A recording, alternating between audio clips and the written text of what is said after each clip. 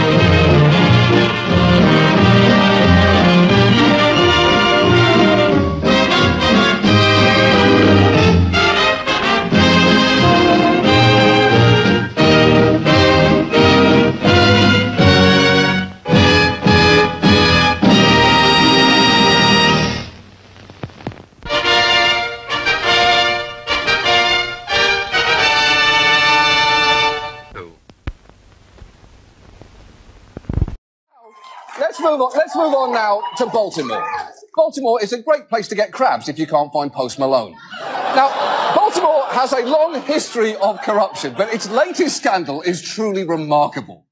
Well, Mayor Catherine Pugh is speaking out amid the ethics controversy surrounding her business dealings with the University of Maryland medical system. The mayor has served on the board of directors since 2001, and throughout an 8-year period, she sold the medical system $500,000 worth of her Healthy Holly children's books. It's true. Baltimore's mayor has apparently made hundreds of thousands of dollars off several local entities, some of which have business before the city, purchasing her self-published books, including Healthy Holly, Vegetables Are Not Just Green, Healthy Holly, Fruits Come in Colours Like the Rainbow, and presumably Healthy Holly, Fruits Come in Vegetables, but only when they receive verbal consent. And look, it is hard to believe Pugh's books were bought purely on the base of literary merit. Reporters who've read them have pointed out that, for a start, she can't seem to settle on the correct spelling of the name for one of her main characters. Also, she seems to think a normal healthy dinner involves a family gathered around 4 massive plates of salad with one smaller salad that sits in the centre of the table untouched, while your dad says normal things like, "We are having spinach with our dinner. It is a vegetable." And finally, in her educational children's book about eating right, she spelled fucking vegetable wrong. And veg-tail sounds like slang that douchey bros use when they pick up girls at vegan restaurants. Yeah, brah, I'm going to gulp down some quinoa, pretend I fucks with kale, and then try and smash some of that veg-tail. All day, son. All day. I'm all about the big cheese. And the scandal widened this week after it emerged that the amount she's received from high-profile organisations or people has now reached $800,000. Pugh is now on leave because she's fighting pneumonia, but before she left, she called a press conference to defend herself, and in this appearance, where she was dealing with accusations that she'd misused her office to promote a side project, she did this. Mayor Pugh also showed us her child clothing line, which has slogans to get active on them as well. There was bibs and onesies. It's true. She basically started hawking her idea for a kid's clothing line, and she did it for 3 full minutes. As you can see on our bibs, it was about teaching children to walk, run, crawl, skip, dance, some to eat healthier, play and crawl, and the same thing here with the messaging: swim, jump, play, walk, run, crawl. Okay, so a few things here. First, walk, run, crawl, skip, dance sounds less like something you'd put on a onesie and more like something that Bjork whispers to you at the end of a conversation instead of saying goodbye. Walk, run, crawl, skip, dance. Second, if the clothes that you're making are that small, your baby is not ready to swim. And finally, how is a baby supposed to learn healthy eating habits from a bib that reads, "Eat healthy"? The baby can't see the bib when it's on. It just can't bend its neck far enough. And I know what you're thinking. Just look in the mirror, baby. Look in the mirror after you put your bib on, but before you eat. But then, of course, the writing will be backwards, making it even more difficult to decipher for a baby who already, and this is true, cannot fucking read. But let's put all that aside. And let's say this baby can read backwards, looks in the mirror before a meal, and intuits the message that it should eat healthy. It is still going to be physically strapped into a chair and fed whatever its parents pick, because babies have no agency, because that's how babies work. Now, investigators Investigators are now looking into this situation, and while there have been no formal charges so far, the whole thing does not look good for Baltimore's mayor. And unless there is a very good explanation here that I can't see and does not exist, it might be better for her to read the writing on the onesie and walk, run, crawl, skip, or dance her way out of office. Streaming live from the Paul and Catherine Ranke Memorial Studio. This is TV Free Baltimore. Support for TV Free Baltimore comes from viewers like you. Become a TV Free Baltimore member by visiting patreon.com/TVFreeBaltimore.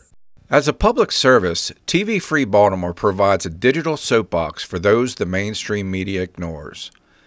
The opinions expressed in this live stream are not necessarily those of the owners, management, or underwriters of TV Free Baltimore. Furthermore, TV Free Baltimore streams hyper-local content focusing on politics and entertainment in the Baltimore viewing area.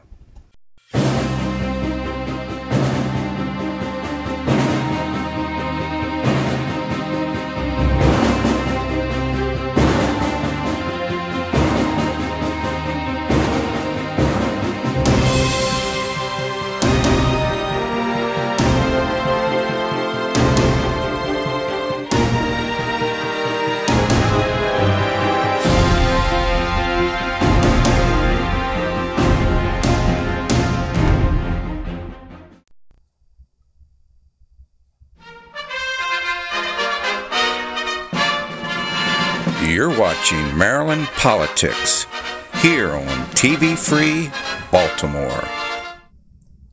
Greetings and thank you for joining me today, and welcome to another edition of In, Around, and Through Maryland Politics with me, your host, Kevin Caldwell.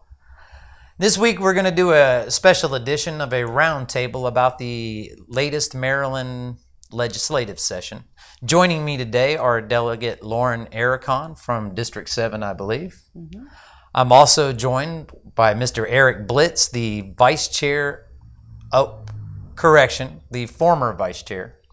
He is now currently the Maryland Director of Legislative Affairs. Thank you very much. I'll trip over my words all afternoon. That's right. And then, as always, we have a gentleman from the Patriot Picket, Mr. Paul Brockman. Thank you for joining us again. Thanks for having me, Kevin. Welcome. Well, let's not waste any time, shall we, and just kind of get right to it. The first topic on the list is taxes. Boy, we all love those, don't we? No. I was griping about mine today when I was driving on a road on a Sunday afternoon with 4 guys working on the side and 1 lane.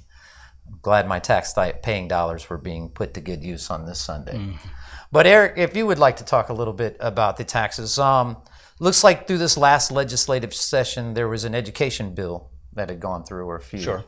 But something puts the state in debt to about the tune of $700 million, from what I understand. So, the Kirwan Commission produced a long report that was mostly focused about how you're going to reorient the state's education funding. They had 5 categories of recommendations.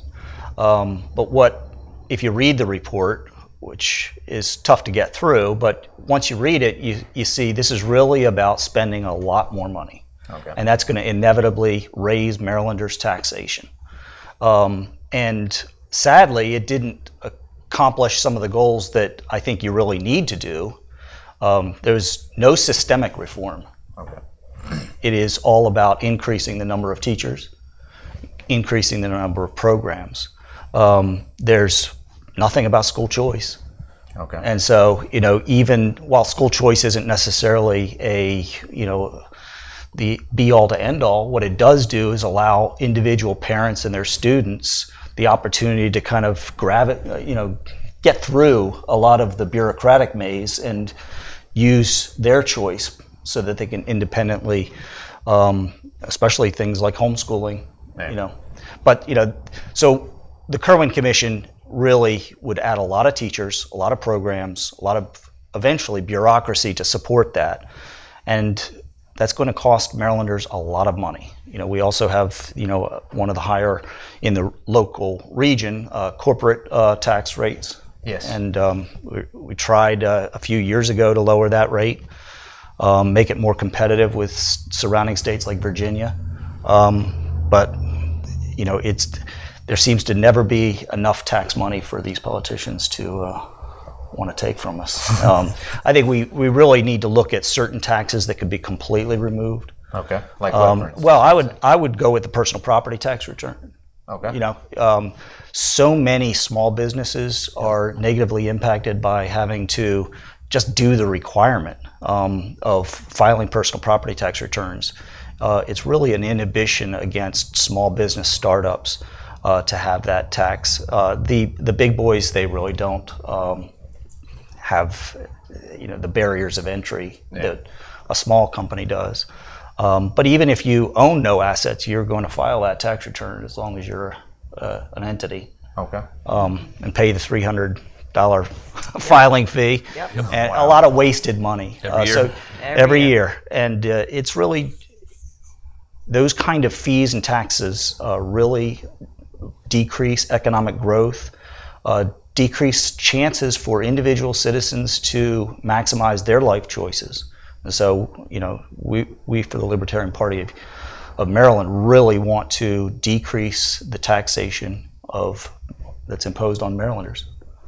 And in this instance, I'm going to go ahead and drag you in on this question. Me? Oh, geez, yeah. okay. Well, since you're sitting at the, in the Capitol. I voted against Kerwin, by the way. I would have guessed. Happily. I would have guessed so. I said, until you fix the curriculum, I can't even talk about spending another penny. I mean, this Common Core curriculum's got to go. And you're not getting a penny from me until you take it out. Would you say that up there in the State House there that they're still under the misguided conception that results in education are produced from the amount of money that you put into it? Okay. Absolutely. To me, there's a huge elephant in the room, and the elephant is parent participation. And a lot of the schools that are suffering the worst are ones where parent participation is low. Okay. And you cannot legislate that, and you cannot throw money at that. And so you need to get creative about how to allow the children that are stuck in these schools where many people simply don't care if their children do the work involved, and allow the parents who are there because of financial means to be able to remove their kids with vouchers and put them into schools that are surrounded with other children whose families want to see their kids do their work and succeed. You can't fix everybody, but I think there are some really brilliant children with great support structures that are just stuck because of financial means in a lot of these school systems that are failing, and I think that it's a crime to force these kids to stay here.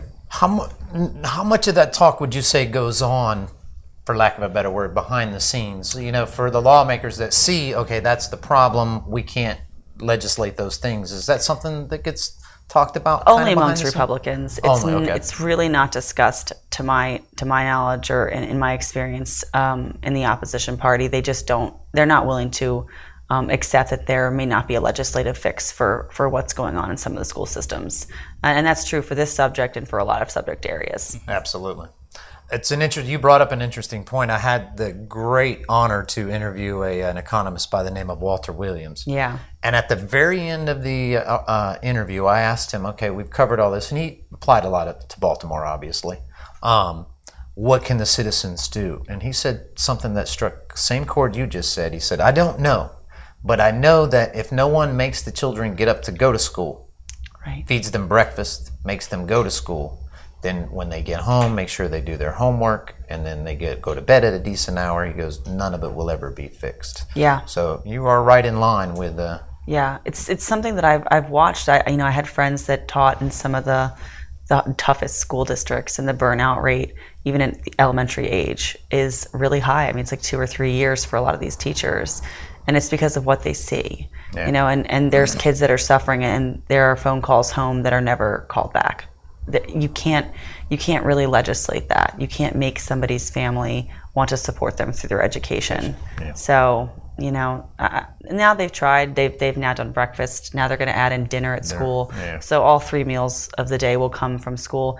Again, you're feeding them, which is they need to be fed, obviously, if they're not getting fed at home. But that's not going to make these kids see education as a way out of the lifestyle that they've grown up in. Yeah. That comes from their support structure, and if they don't have one, I don't know what the fix is, because we can't simply have the state raise children. We know that doesn't work either. Yeah. So sometimes in life there are situations that are really difficult to remedy, and it might take generations. And jobs, I think jobs are big. I mean, if we could bring jobs to these communities again, because 50 years ago this wasn't a problem. Why? There was jobs. There was jobs there. Everybody was employed. Yeah. You know, not everybody, but most people were employed. Bringing jobs in, like you said, lowering the corporate tax rate, trying to incentivize companies to come back to Maryland, and not just with these high-tech jobs. We need jobs for regular people. Yeah. You know, people like me who did not get a college degree. And I don't know, the governor hasn't vetoed the minimum. The minimum wage thing is completely done. He vetoed it, and they overruled him. So we have that to deal with too. It's coming. When we're talking about jobs for people who are undereducated, right? Sure. And may not have the skill level. And we talked about this with the economist as well. Right. They don't rate $15 an hour because they don't have the skills for those. That's jobs. Right. That's right. And the difference is, if the government comes in and says you must pay your employees $15, here's what I would do as a business owner. I would look at who I could fire, and that would be the people on the bottom. And then I would look at if there was another state nearby where I could have a similar structure and I could relocate to that state. You know, some jobs simply are not going to be worth $15 an hour. And by the way, by the time $15 an hour goes into effect, which is 7 years from now, it's going to step up. They're going to be coming back and asking for $20 an hour, because that's what they did. They got $10.10 last year, and now they're here again at the table saying that was a living wage. Now it's not. We need another living wage. $15 an hour is also not a living wage, by the way. Yes. I mean, it's who can live off of $15 an hour? I mean, it's a stepping stone. Yes. You start somewhere and then you move up.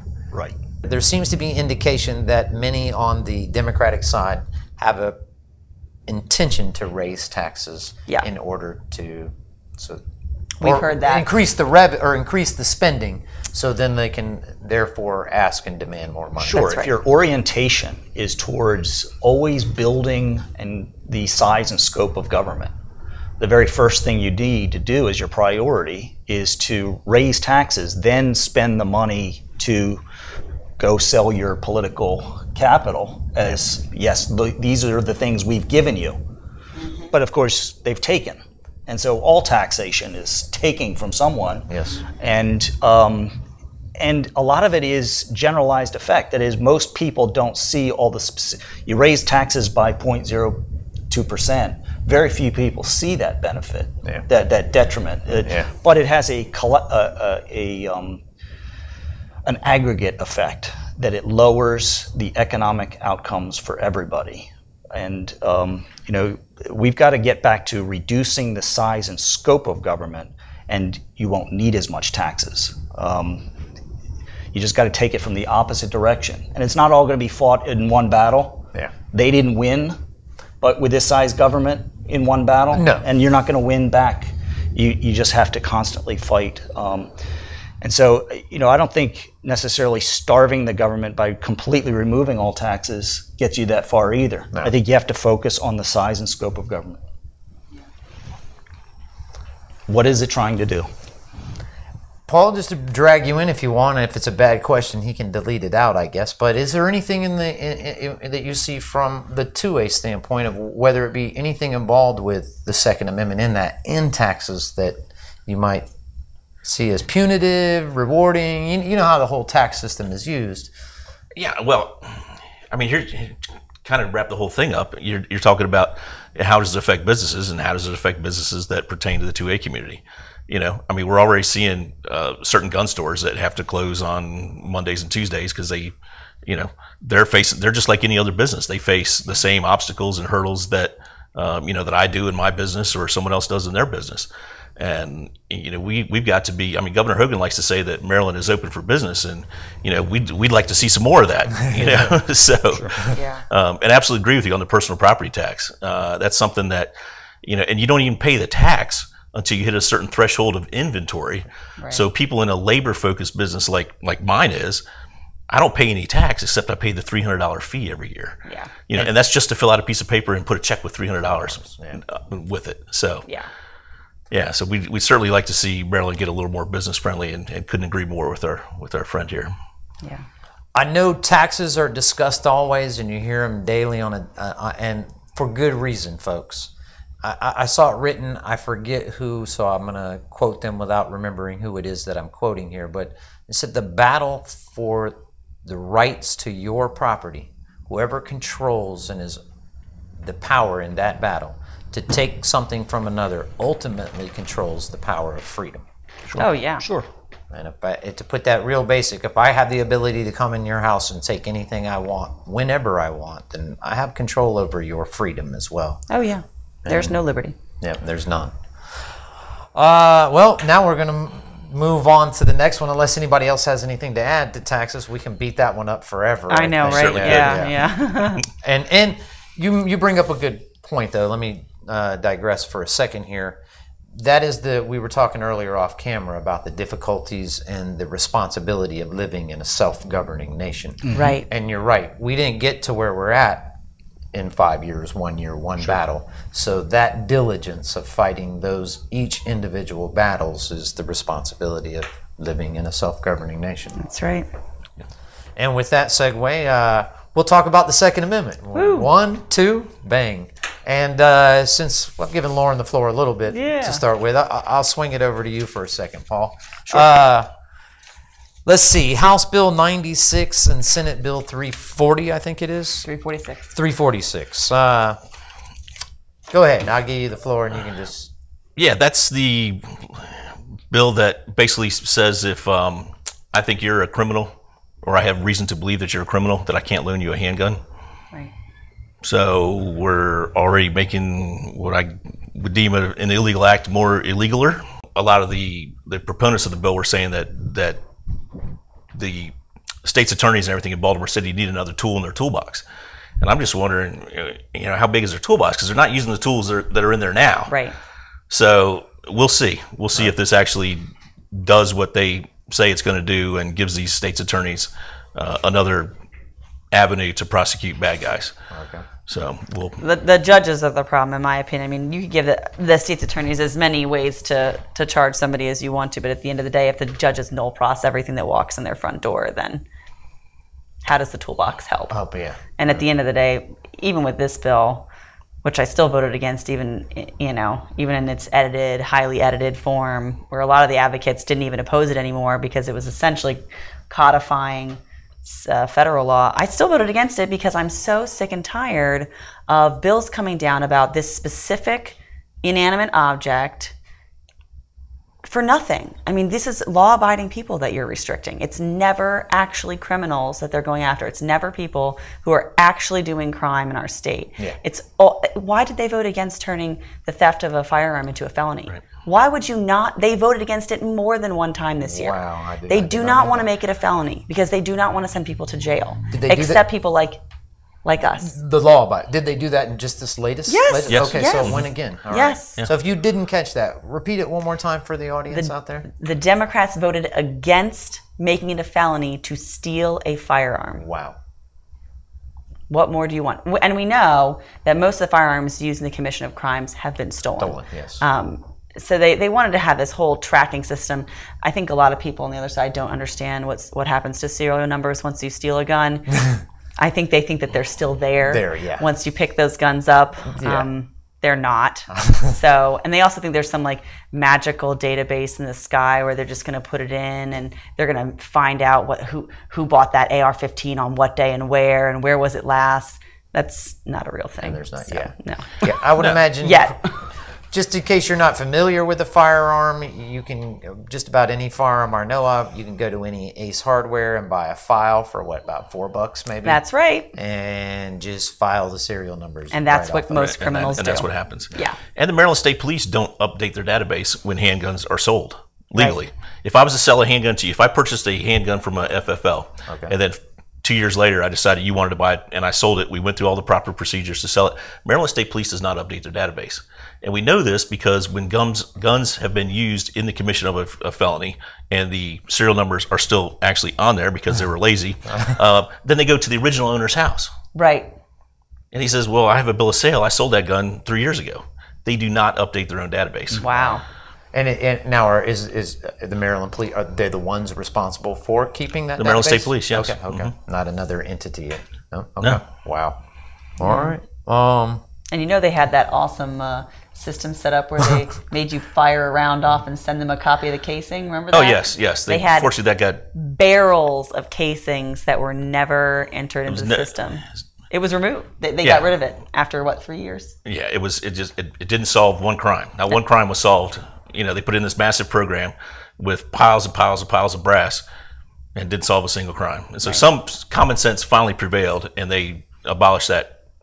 You up with the Senate Bill 1000, which would abolish the handgun permit review board. Yeah, that passed. Unfortunately, it was on the Mike Miller Express. We're not sure why it was on the fast track or what the issue was. There was a lot of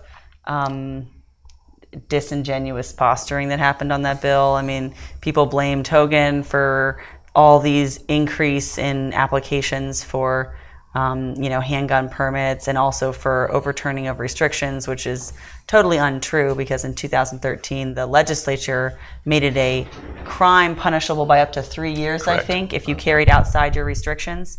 So they essentially created, it was almost like a manufactured crisis. Okay. And then we have all the crime in Baltimore City, which is, I think, driving up the reason why more people are applying to get theirs in the first place. So we've got crime rampant in our state.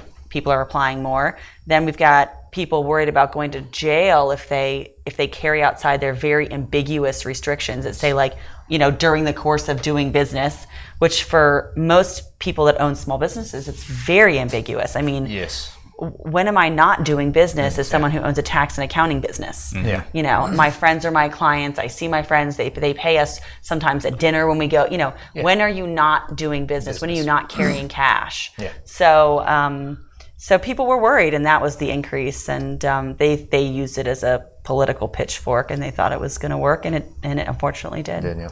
Do me a favor, if you wouldn't mind. Explain to me, and for our viewers, the Miller Express. What does that mean?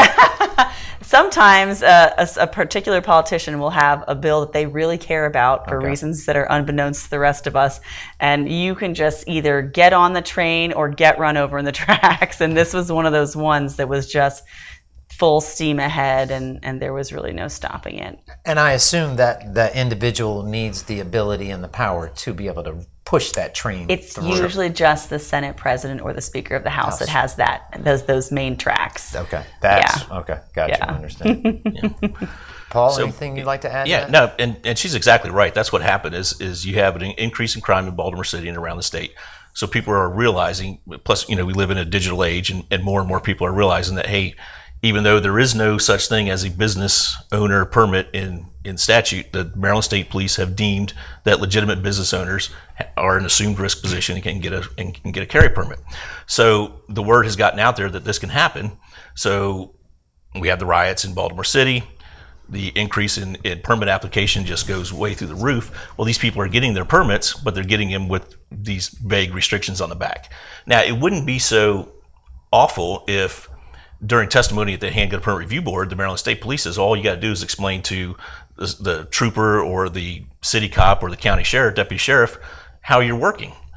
Well, now you're taking my Fifth Amendment right to remain silent away from me. I know. Or I can just say nothing and possibly be faced with arrest, which we have seen happen. Yeah. There's been several cases. There was a case in Baltimore City not very long ago where a security guard who had a permit, had the restrictions on it, was on his way to work. He got arrested. He spent the night in jail. He got $50,000 bond, for carrying outside his restrictions. A security guard. A security guard. A licensed security guard. Wow. Okay. There was a physician in Southern Maryland who got arrested because he was carrying outside of his restrictions because he had actually applied to have those restrictions removed. It was denied by the state police during an informal review. He was waiting to go before the Handgun Permit Review Board, and in that time, the Maryland Gun Center put in the system that his permit was revoked. So he got arrested. Wow. Yeah. Okay, so these things happen. There's a trainer at Free State who was on his way. He actually lives in my neighborhood. He was on his way to work. He got stopped at the Fort McHenry Tunnel, and he was on the road side of the road for an hour and a half until the owner of Free State Gun Range had to come down there and explain to the Maryland Transportation Authority police that, yes, this is my employee. Yes, he is on his way to work to teach a gun safety class. And yes, you are making him very, very late. Wow. So Can you imagine? These are the kind of reasons that people went before the Handgun Permit Review Board. Right. And 85% of their cases, I'm with a group that's been down there since 2015. And 85% of the cases that go before the Handgun Permit Review Board were these vague permit restrictions.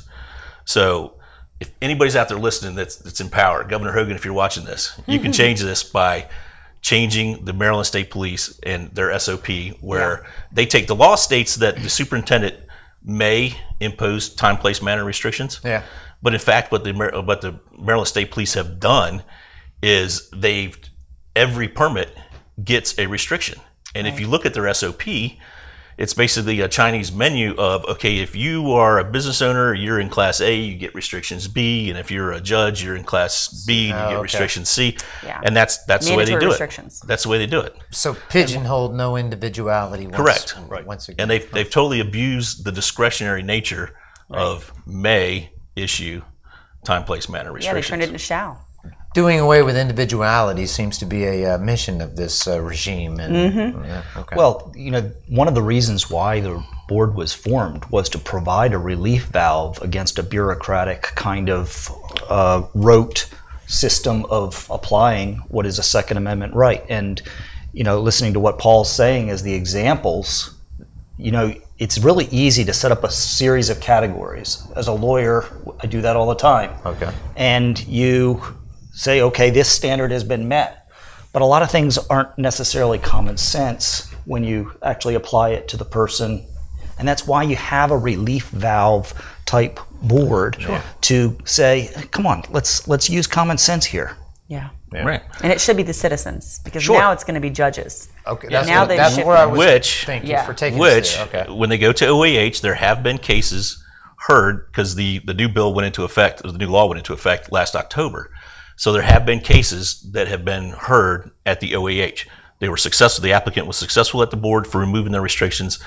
MSP appealed that to OAH, and these have been heard, and we've heard some of the outcomes now.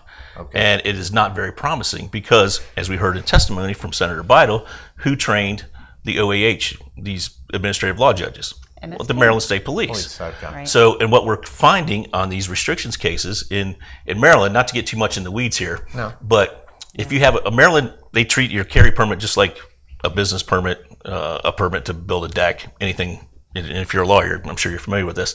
So what happens is, it's on the applicant to prove his burden that he has good and substantial reason. Okay. So these business owners have already done that. So now, upon appeal, according to Maryland, there's a section of Maryland Code that says the burden is on the Maryland State Police, or the agency, in this case it happens to be the State Police, to show why those restrictions enhance public safety. Well, the ALJs are ignoring that, and they're stating that the burden still remains on the applicant the burden to prove shifted. Why he or she should not have restrictions on their permit. Yeah. And with respect to a Second Amendment, the burden definitely should always be on the government to justify any form of restriction. Yeah, no doubt about it. We did try and offer an amendment to include that. Now, just so we kind of clear this up, because you guys walked me into my next question. So now that board is gone, right? Walk me. Well, we don't know. We're hopefully Governor Hogan vetoes. Yeah. If this is an important topic to you, let the governor know, because he has how long to veto it?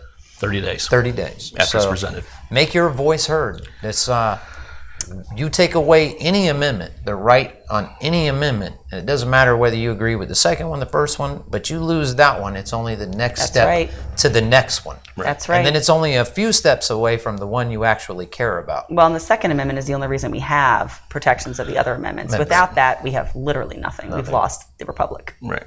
Yep. Now, the other thing that's really scary about this bill is there was an amendment in there because, again, not to get too much in the weeds, but the bill has been operating, or the board has been operating without a fifth member since October. Okay. So Hogan did not appoint a new chairman. The chairman retired and left. So all these decisions have to be were being written by the chairman. So now they have others take their duties. Well, the others that took their duties were not confirmed by the Senate. Okay. So come sine die, they're no longer part of the board.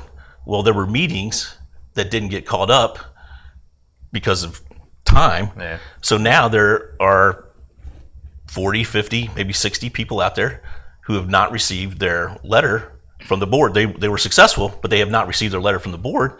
Well, under the way the law is written, if they don't have that letter, if something didn't happen at the board, they can't appeal to OAH. Wow. But there's no provisions in this law to deem them as automatically appealing to OAH.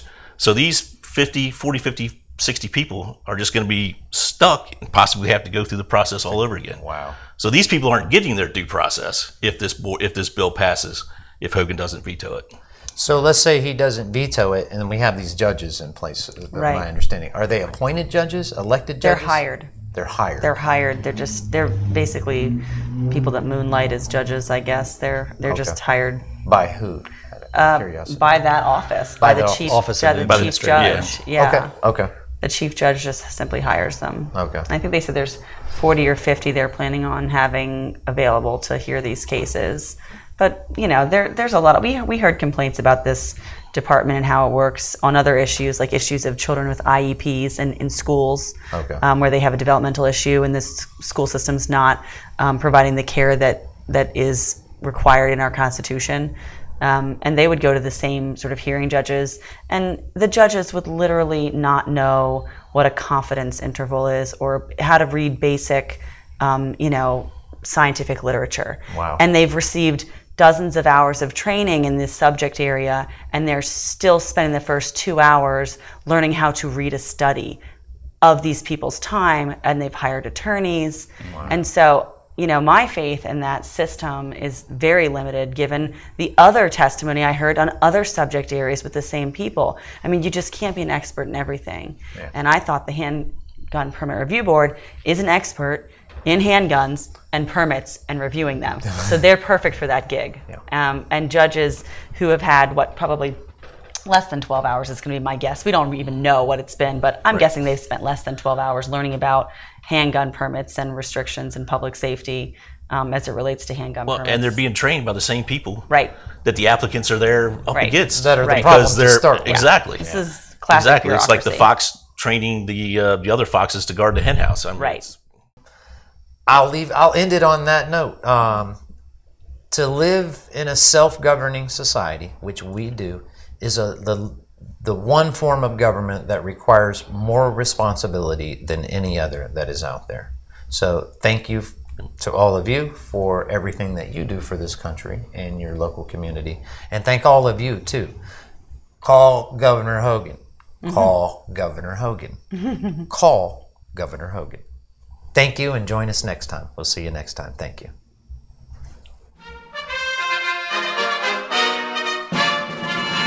You're watching Maryland Politics here on TV Free Baltimore.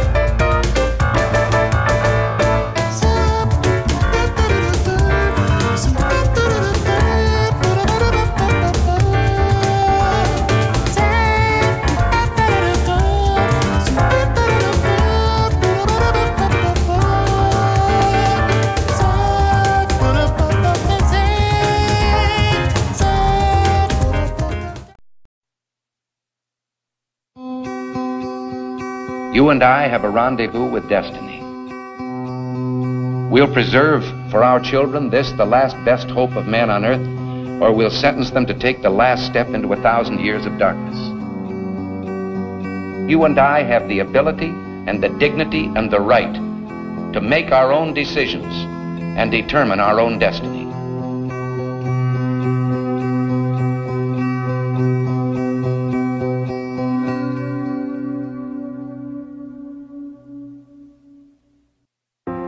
In 1964, Ronald Reagan made a televised address that would become one of the most pivotal speeches of the 20th century.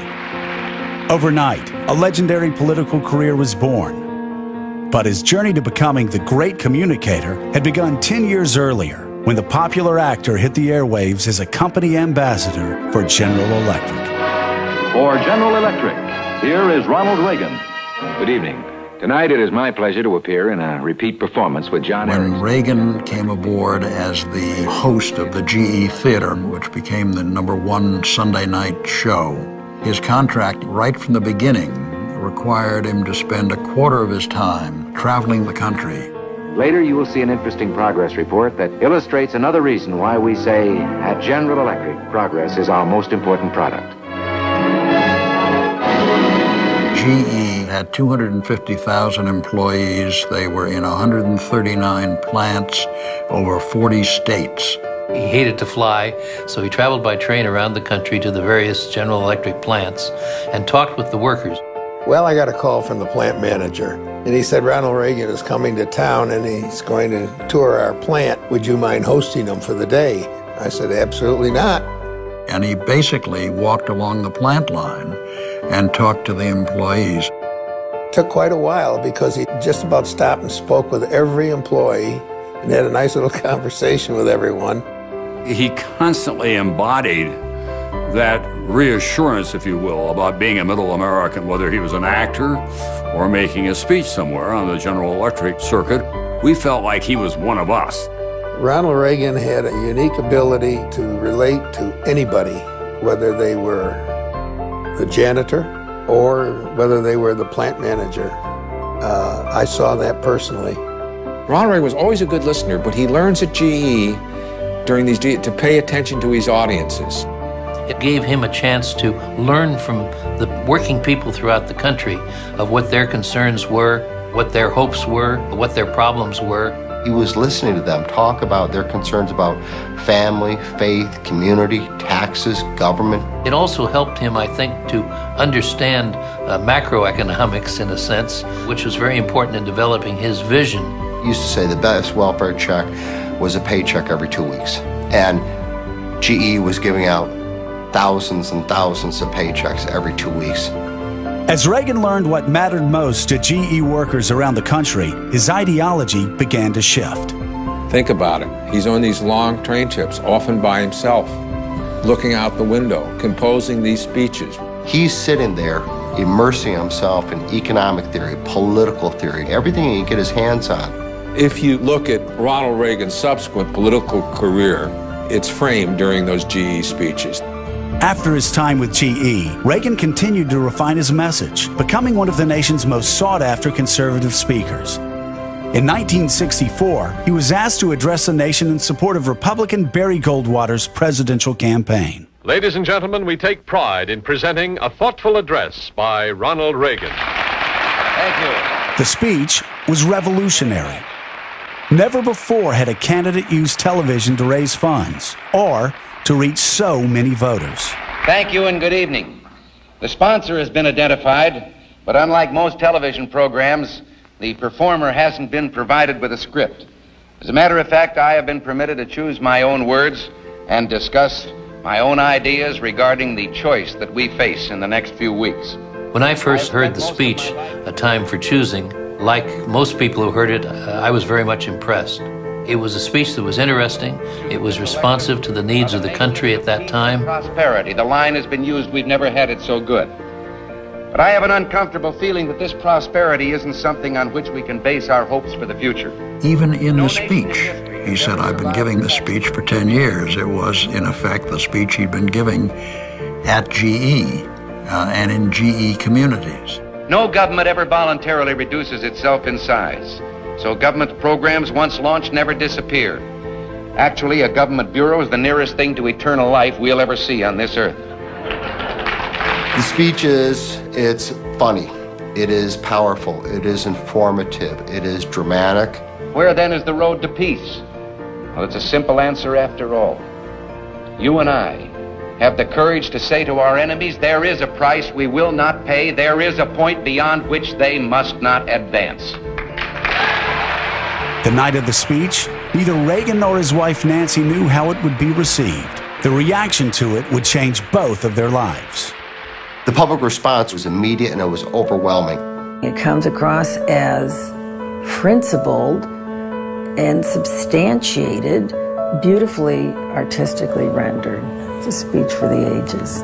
That was the speech that really was an important turning point in Ronald Reagan's life, because it was the cause for people to recognize him as a potential political figure. And anyone who was writing about politics at that moment saw that as the beginning of Ronald Reagan's rise as one of the most successful politicians in American history. With one speech, the stage was set for Ronald Reagan's political career. He served 2 successful terms as governor of California, but almost inevitably, he set his sights on an even higher office. I went from California back east to become the White House correspondent. So I started dealing with my colleagues in what we call the Eastern political journalistic establishment. And I would say to them in one form or another, he's coming. He's coming to run for president. They would say, Ronald Reagan, he's an actor. Come on, the guy's a lightweight. He can't, it's California. And when he came, he swept through the country, and I was not surprised. Reagan's achievements as president, both foreign and domestic, are now a part of history. But throughout his time in office, he continued to apply the lessons he had learned years before on GE factory floors. Even his inaugural addresses contained echoes of earlier days. When we were preparing the 1984 speech, he pulled out some old 3x5 cards from his speeches during the 50s and 60s. And so the substance that he gave in that time for choosing speech made its way into the things that he would say as president. In the final analysis, I think people are going to conclude that this is a man who really was destined to be a successful president because he knew how to balance his strong personal ideology with what the country needed. Reagan helped our country find itself, and that's not a small thing.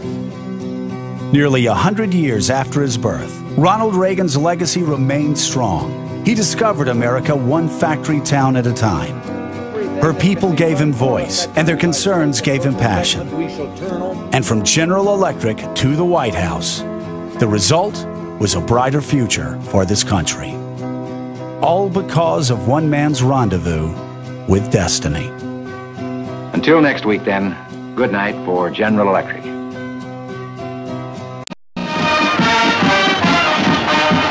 You just have to be in Baltimore to appreciate the enthusiasm. I've never seen spirit that existed in any city as it does here in Baltimore. Good evening, TV-free Baltimore viewers. We have a very, very special show for you tonight. We're actually doing a very special episode of TV-free Baltimore's movie reviews, and we are going to review a documentary that's currently in post-production, one that I'm very excited about, and anybody that's paid any attention to TV-free Baltimore since we launched. We try to get as much Baltimore Colts stuff in here as possible. We still want to do a Baltimore Colts show, and tonight we are going to talk about a new documentary that's getting ready to come out called Ghost of 33rd Street. So let's bring in Troy Lohman, who is producing it. And how you doing, Troy? How you doing, Charles? Thanks for having me on the show. So what drove you to do this documentary? Well, I've always been a big football fan, Charles. Growing up, I was actually a Redskin fan. But I always liked the Colts, especially Burt Jones. He was my favorite NFL football player. Now, when they left in '84, they got pulled out of town. I was in college. And over the next couple years, I saw what happened to a lot of my friends, really, really avid Colt fans, who basically lost interest in football because they refused to root for the Redskins and didn't really have an interest in any other team. I've always considered the Baltimore fan base the best in the world, the most passionate, and there was this gap that just couldn't be filled. And when we started doing the documentary, it validated that. Basically, it was very passionate. Many of the interviews, I think, were really cathartic for some of the old Baltimore Colts and some of the fans that we talked to. Great. I'm very, I can't wait for this documentary to come out. So tell the audience some of the people that are going to be featured in your documentary. Well, one of the main things we want to do, Charles, is give love to the old Baltimore Colts. I think millennial fans, Raven fans that might be in their 20s or 30s, really don't realize how great the Baltimore Colts were. From 58 to 78, they were the gold standard in the NFL. They were better than the Cowboys, the Steelers, the Raiders, multiple world championships, and almost all winning seasons. So when the Colts left and went to Indianapolis, the Baltimore Colts their legacy kind of got stalled. And when the Ravens came in, they've done a pretty good job of recognizing the Colts, but there's still that gap there that they're kind of lost in time.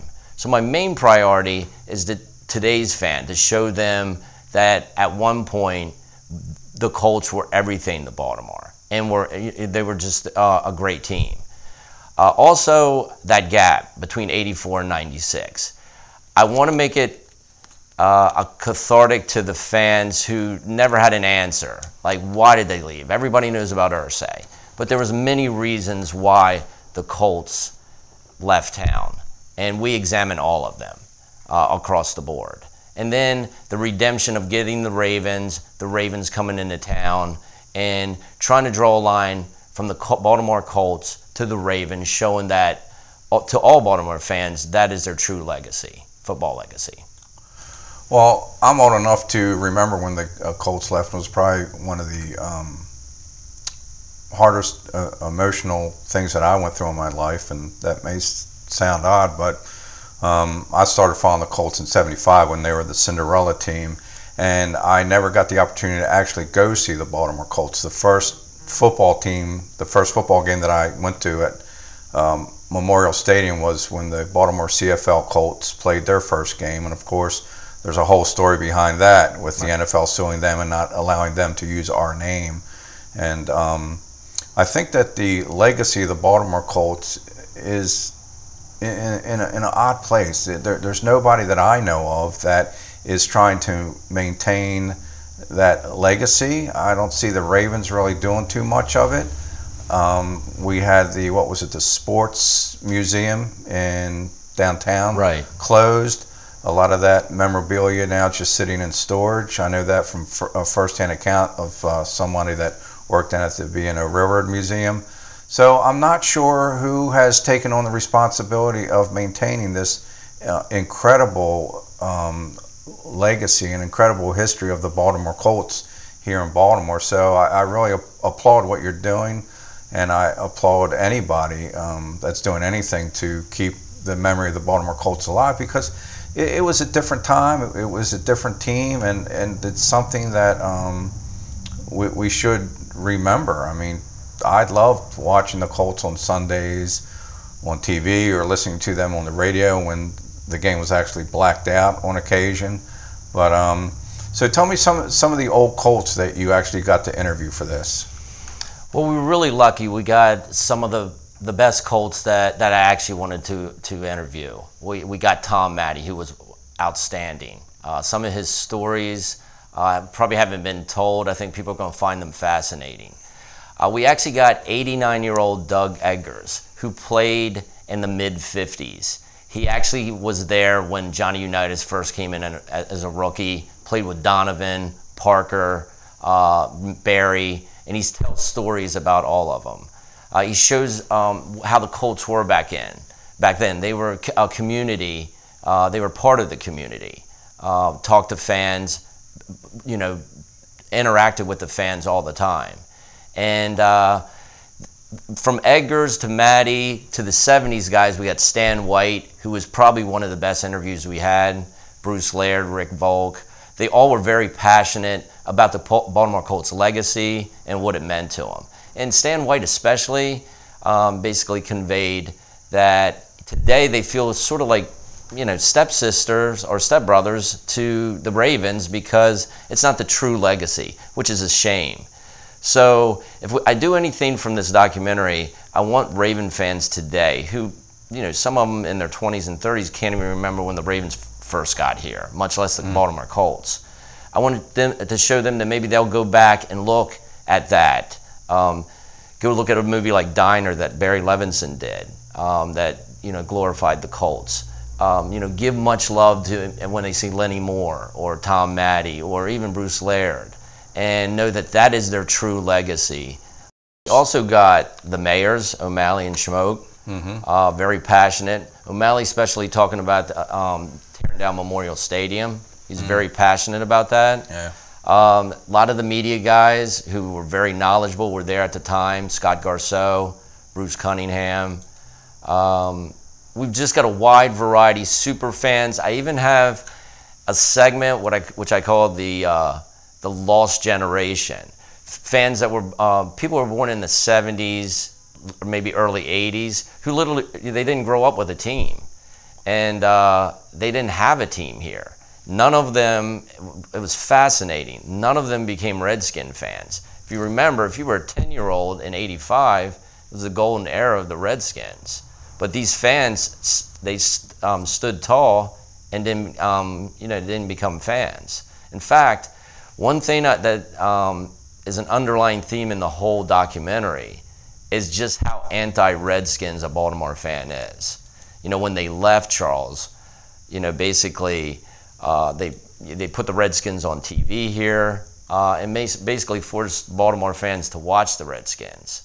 So, and then you'll see in the documentary, Jack Kent Cooke really blocked Baltimore from getting a team in the early 90s. So justifiably, Baltimore fans really have a chip on their shoulder when it comes to Cooke and the Redskins. And that is a theme from old Baltimore Colts to fans to the mayors. It was very fascinating, probably the most fascinating part and surprising part of the documentary. Well, I can tell you as a Baltimore Colts fan from the 1970s, there was no way in hell that myself and people from Baltimore were going to become Redskins fans. No way. We didn't want our football force-fed to us by Jack Kent Cooke. And part of the reason was, okay, it's one thing if Robert Irsay raped Baltimore and took something that truly wasn't his. That's one thing. But then what the NFL did afterwards, first of all, allowing him to take the team. Second of all, blocking us from getting an expansion team when the two expansion teams came into the league. That was incredibly insulting to a city that really helped the modern NFL become what it is today. And then to be told by Jack Kent Cooke that since we didn't have a team, that suddenly we were we had no other choice but to become Redskins fans. No, absolutely not. Pissed me and other people off even more at the NFL, even more at the Redskins, and there was no chance in hell that even you're right, golden era of the Redskins. We were not going to be Redskins fans. We are not from Washington. We're Baltimore with an incredibly rich tradition of football in this city that no other city has. Okay, you've got the Baltimore Colts, which won Super Bowl V. Okay, then you've got we're the only city in the United States to have ever won a Grey Cup. Mm-hmm. We won a championship within the USFL. There's no other city in the United States that can claim that rich tradition that we have. Then to be told by Jack Kent Cooke that we have to be Redskins fans, no, it's not going to happen. Right. Yeah.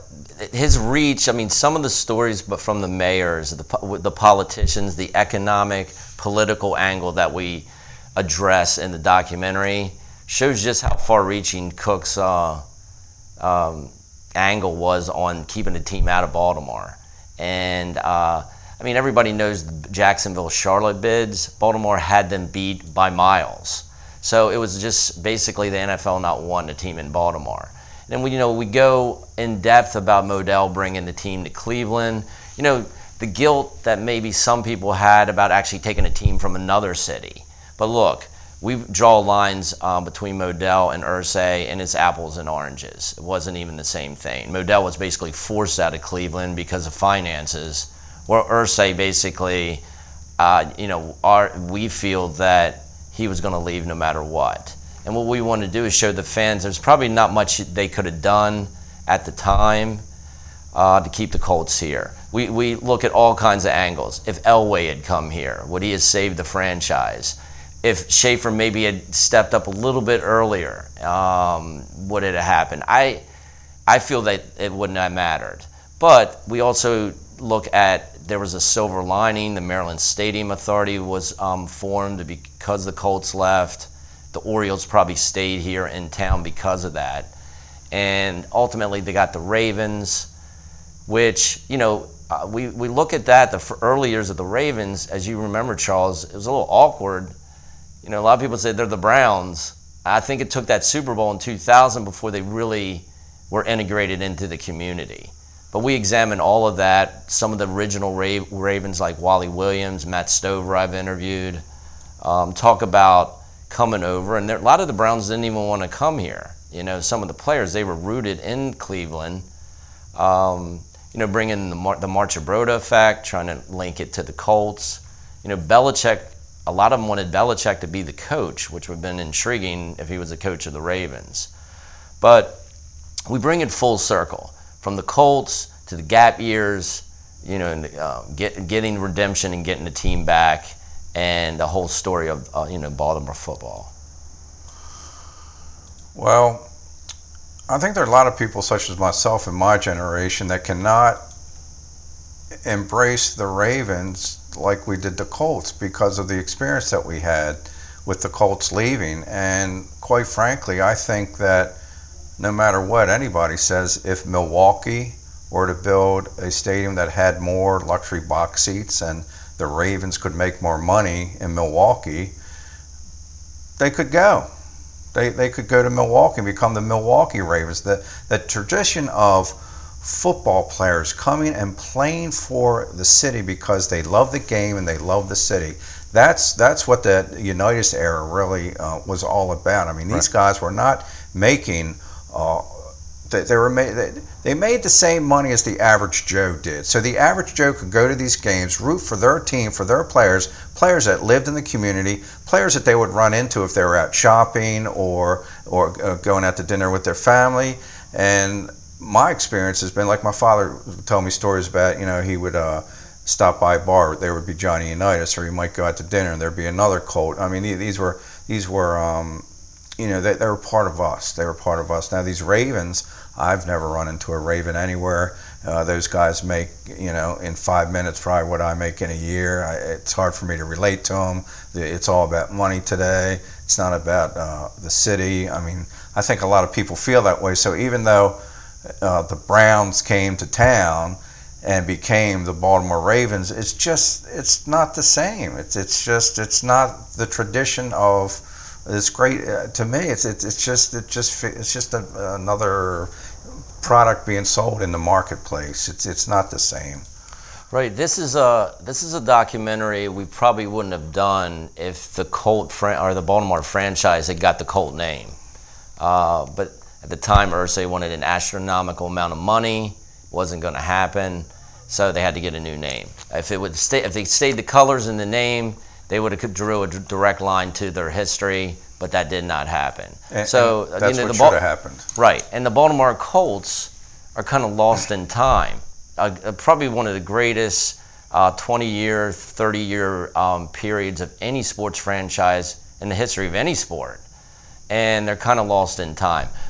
If I do anything with this documentary, it's to preserve that history and maybe get a new fan, a Raven fan that doesn't even remember the Colts being here, to maybe look back and look at Burt Jones, look at Johnny Unitas, look at the Super Bowls they won. I mean, look, Charles, they were in the two most important games in NFL history.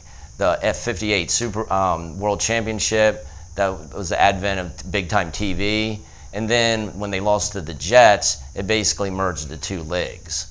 So they're rich and steeped in NFL history. They have some of the best players of all time. You know, like I say, Baltimore loves the Ravens. It's just a great football town, so of course they do. But the old Baltimore Colts, at the time, they were the community. It wasn't an Oriole town; it was a Colt town, and we want to convey that in the documentary. So, you know, a fan would go, "Wow, that's great. I got to look into that." Or if you're of a certain age, you reminisce about it. Like, yes, that is the way it is. If we pull that off, then we've done our job. Another thing that we look at is the economics of football today. The Ravens, everybody's okay, the Ravens are here, but with LA building that billion-dollar stadium, multi-billion-dollar stadium out there for the Chargers and Rams, maybe not 5 years from now, maybe not even 10, but down the road, the Ravens or Baltimore is going to have to step up again. And will they? You know, they could lose it again. It's a cautionary tale. So we examine, you know, the evolution of football and the finances and economics. Pretty fascinating stuff, especially talking to some of the politicians about how it used to be and how it's changing dramatically, you know, as we speak. Well, I hope your documentary also touched on the Baltimore CFL Colts, because still to this day they're the greatest expansion team in the history of professional sports. Not professional football, but professional sports. And that owner of the CFL Colts, he understood the history of football in Baltimore. He understood the pain that the city was going through. He understood how it all worked out, and he made every move was great. Yeah. With the way that he took that CFL team and tried to intertwine it with the history of the town and the history of the Baltimore Colts. He did a great job of it. And for me personally, and maybe for a few other people, but when that CFL team was actually pushed out of town by the Baltimore Browns or the Cleveland Browns coming here, for me it was almost like losing the Baltimore Colts again, because here you had the greatest expansion team in the history of professional sports, and being pushed out for what? Money. You know, and again, these CFL players, they were making, most of the players were making what average people make in Baltimore. They were playing for the love of the game, maybe for a chance of maybe being seen by an NFL team and maybe going into the NFL. And a lot of the players on the Baltimore CFL Colts did end up in the NFL. The punter, you know, was on Pittsburgh for a long time. We had a lot of great players, but I hope that you touched on that in your documentary. I hope you also touched on the fact that the name Baltimore Colts almost came back to Baltimore 3 times. Right. The first time was when the Browns announced the move to Baltimore, and the what was the owner's name? Jim Irsay? No. The Browns owner. Oh, Modell. Modell offered Irsay like $5 million, and Irsay came back with $50 million. Right, so something that he didn't want to sell the name, basically. Right, and then when there was a void of a football team in Cleveland, they were building that brand new stadium at the time, the Indianapolis Ursays, and that's what they will be referred to at TV Free Baltimore. They're not the Indianapolis Colts, they're Indianapolis Ursays. They should have taken that fat bastard's face and put it on the side of their helmets and given us back our horseshoe. Right. Okay, I mean, can you hear how passionate I still am after all these years? Well, believe me, the hatred of Irsay is deep in the documentary. Well, again, it's not especially just with some of the old Baltimore Colts. Yeah, it's not just Irsay though, but it's the NFL. Okay, Right. I mean, maybe they shouldn't have blocked this move because it was private property. But you know, when the next expansion came up, they could have worked out something to where we got a team, or we got a team with our colors and logos back, but. But anyway, we're talking about the name possibly coming back to Baltimore. So at the time when Cleveland was deciding who was going to be the new ownership team, Irsay was thinking about moving the Indianapolis Ursays into Cleveland, becoming a new Cleveland Browns team. And at that point, the Baltimore Colts name and logo would have just been sitting there, right, for us to pick up. And then the owner of the Ravens said that he was thinking about it, but at that point, since the Ravens had been here for a few seasons, he would have basically put it up for a vote to the fans, and I think it would have won. Okay. Yeah, I mean, look, not giving the Baltimore back the Colt name was the last slap in the face that the Ursays gave Baltimore. It was the right thing to do, but they didn't do it. So, like I said, it would have preserved the Baltimore Colt legacy by giving the Baltimore Colts back. Since they didn't do that, they're kind of lost in a netherworld of sports history. That's a shame, because they shouldn't be. And when you hear some of the interviews and how much they still love the Colts, how none of them would go to Indianapolis, how much they love Baltimore, Baltimore will see that they need to embrace the old Colts. And you know, a lot of them aren't around anymore. embrace these players as their own. And a lot of them do, but I think we need to emphasize it a little bit more, and I think this documentary will do that. So it's a lot of fascinating angles on this, Charles, like the Colts, the gap years, getting the Ravens back, the awkwardness of that, and what struck me is from, you know, somebody like O'Malley all the way down to a fan. Every one of them was really passionate about their interviews. They all really went off on tangents, and I think it was really cathartic for a lot of people. Yeah, sounds good. I'm looking forward to this film. What was the most surprising thing that came out of those interviews for you? Well, like I told you before, the anti-Redskin feeling. Look, I know Baltimore people don't like the Redskins, but it runs deep. I'm from the Eastern Shore, so over there, I mean, you liked the Redskins and the Colts when I was growing up in the 70s. Over here, there's a demarcation line. Like, you got Baltimore and you got Washington, and you don't cross over. And I think the most surprising thing was when I was talking to the 30-something fan that grew up with no team, how a 10-year-old kid with the glory days of the Redskins, with Riggins, Theismann, all the Super Bowls they were winning, not one of them that I talked to jumped ship and went to the Skins. Some of them like the Bears, some of them just watched whoever, but none of them were passionate about anything. It took the Ravens coming back before they became true football fans. Yeah, well, you know, I would hope that no matter what your age, if you live in Baltimore, that you look at the history as a whole. There were actually three professional football teams that played under the name the Baltimore Colts, and the first one was the old All-American Football League Baltimore Colts that were green and silver. And and another thing that a lot of people don't know, the Baltimore Colts are the only professional football team that ever had comic books made about them. And you got them sitting over there. Why don't you hold up the one about? That's really good. I've never seen any. Well, hold up the green and silver Colts, because these are the Colts for those that don't know. But the comic book on your right, the team colors were green and silver, I believe. Yeah, some I didn't know. Yeah, and they were in the All-American Football Conference, okay? But then they became the first Baltimore Colts in the National Football League.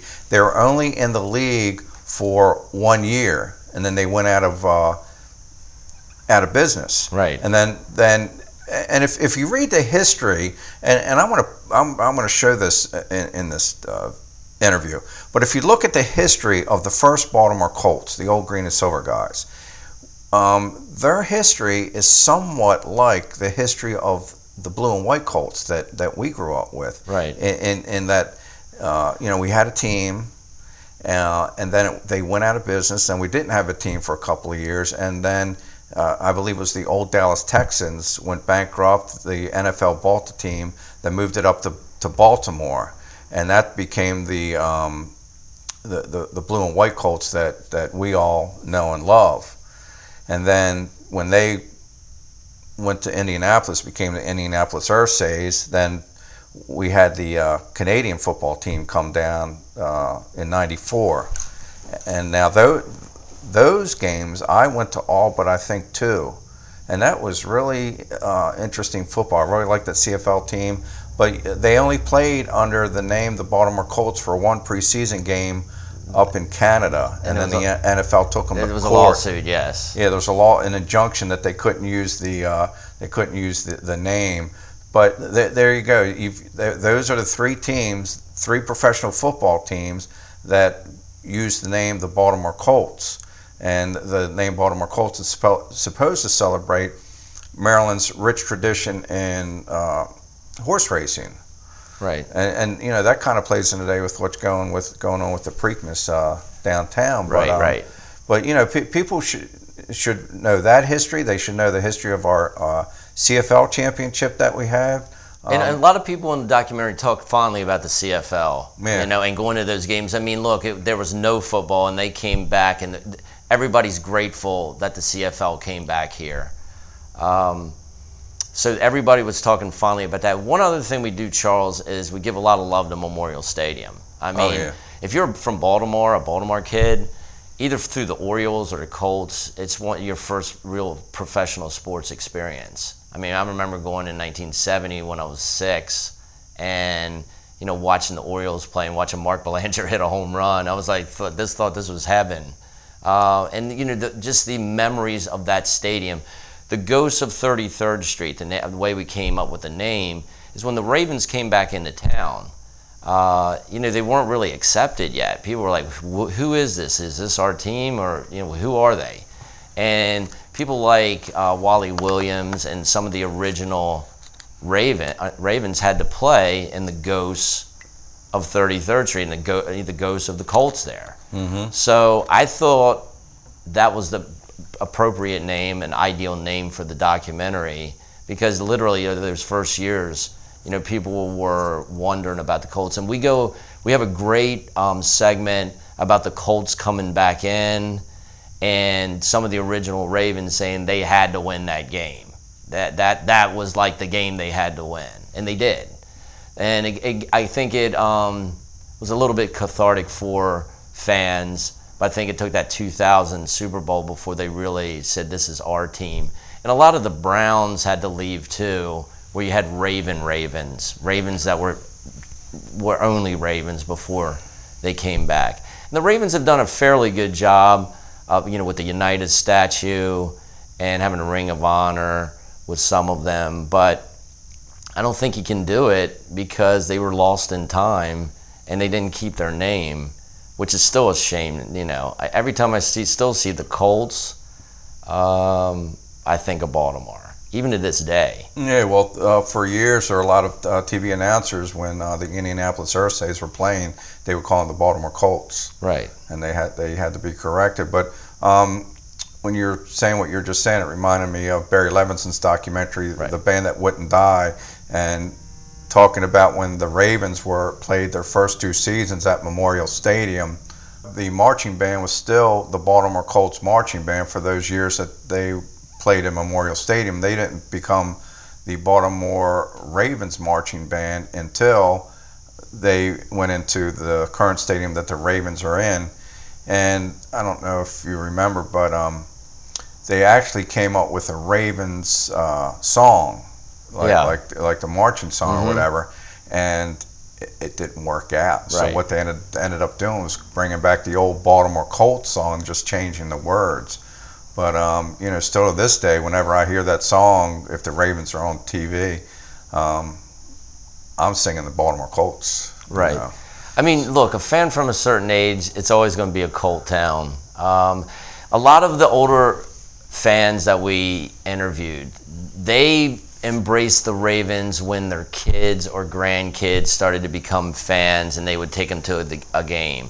So they ran full circle and became Raven. It not necessarily was the Super Bowl. It was their kids growing up and becoming Raven fans, or their grandkids. It just shows that Baltimore fans are the best, which, you know, one of the things that really sickened me, and we brought it up in the documentary, if you remember, Charles, you know, back in the early 90s, they put Baltimore on audition in an exhibition game between the Dolphins and the Saints to show that they could still draw fans. Yeah, I remember that. I thought that was an embarrassment. Baltimore had sold out stadiums for decades. They were an iconic franchise here, and the fans had shown their worth. To have to be put on display like that, I always thought that was an embarrassment for the NFL and unnecessary for Baltimore. I think it would have been a smoother transition too, Charles, if they had got the Jacksonville or Charlotte bid instead of getting another team, because it would have been a fresh team. I think it wouldn't have stung as much. Yep, totally agree. And you know, and give them back their name, the Colts. Yep, totally agree. But like I say, hopefully the documentary will give a lot of love to the Colts and draw that direct line from the Colts to the Ravens, and you know, secure their future, or the past, their legacy forever. Well, unfortunately, we are running out of time here, so why don't you tell people where they can find more information about the documentary, and explain to people where it is right now. Yeah, the best way to follow what we're doing, Charles, is go to our Facebook page, Ghosts of 33rd Street. I mean, we have rabid fans already of the documentary that send us old pictures, so we always put content on there, show the interviews that we've had, and get the progress of where we're at with it. So we are gratified by the support that we've had it and the people that we've got involved with it, and I hope everybody enjoys it. Well, I can't wait for it. I mean, anything new about the Baltimore Colts just makes me happy. Still to this day, one of my passions. But thanks for coming in, Troy, and we'll have to have you back again when it's premiering so we can get the word out. And to all you TV Free Baltimore viewers, check this film out. I'm excited. I can't wait, and I'm so glad that I stumbled across this on Facebook and found it. And we're going to leave it there, and thanks again, Troy. Thanks, Charles. Thanks for having us, and we appreciate the support. And we'll see you next time. And till then, go you Baltimore Colts.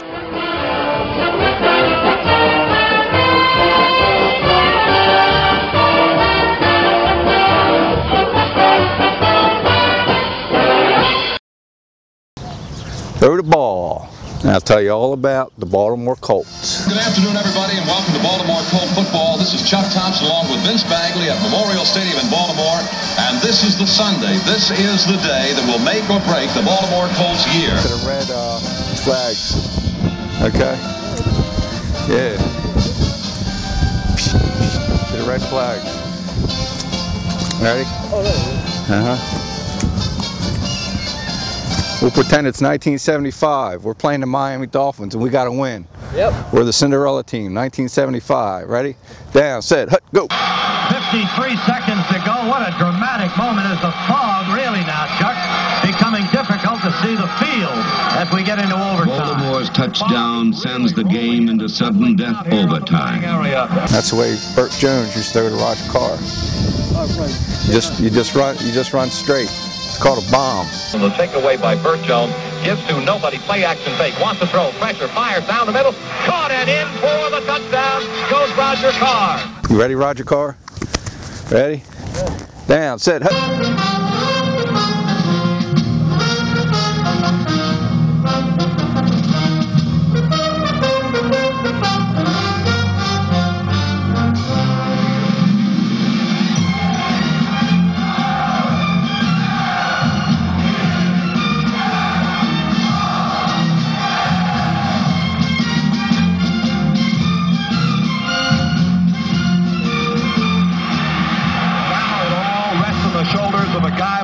Tony Linhart.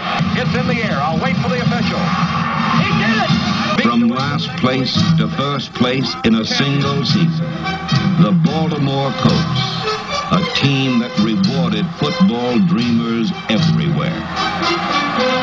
You know who probably was the hardest practicing Baltimore Colt of all time? Who's that? Raymond Berry. Oh, yeah? He would come down practice this one route where he would run to the sideline. And he'd put his toes on that sideline and just stick out.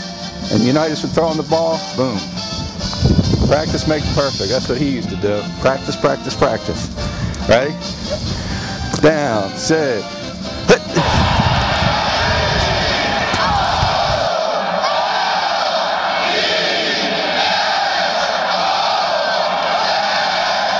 Wants to throw, looks left, looks right. Now Jones runs. 1958, the greatest game ever played. Oh, yeah? Uh-huh. Unitas gives to Amici. The Colts are the world champions. Amici scores. Super Bowl V. Baltimore Colts win with 5 seconds left. Rookie kicker Jim O'Brien connected with 5 seconds remaining in the game. Mitchell out of the backfield. Hey, diddle diddle. Mitchell up the middle. Ready? Down, set, hut. Man, we got Colts in the face. Colts don't win the game today, but the Colts this Come on, hey, you got to run for that ball. Love, that's not how Roger Carr used to do it. Come on, man, you one of these bags, they only cost $1. Yeah, popcorn.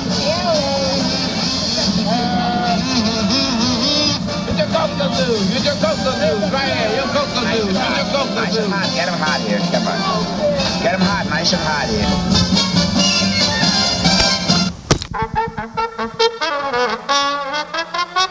Let's go in Baltimore Colts.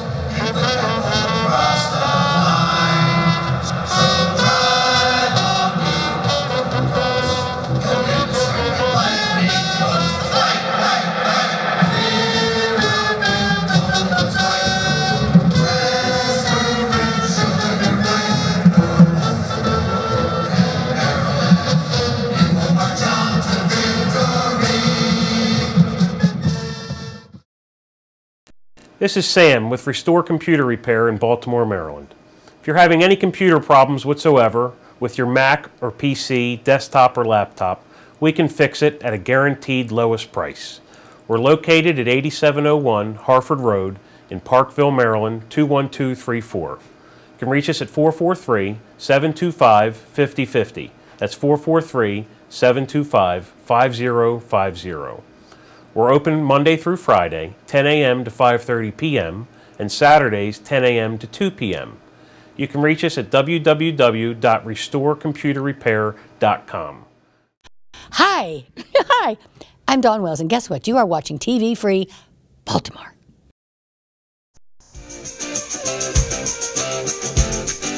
You're watching The Paul Stefan Show on TV Free Baltimore. Hello, welcome to the show. And today we're happy to bring back a friend of the station who we had interviewed almost a year ago. It's actor and musician Brian St. August.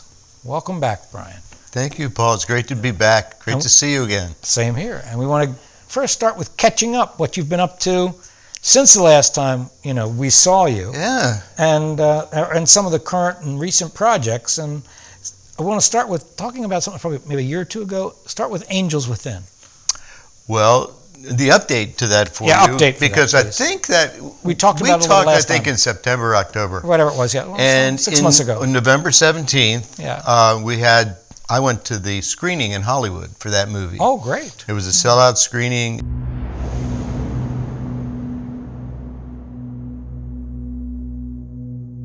From the east to the west coast of America, all the way up to the most remote areas of the country.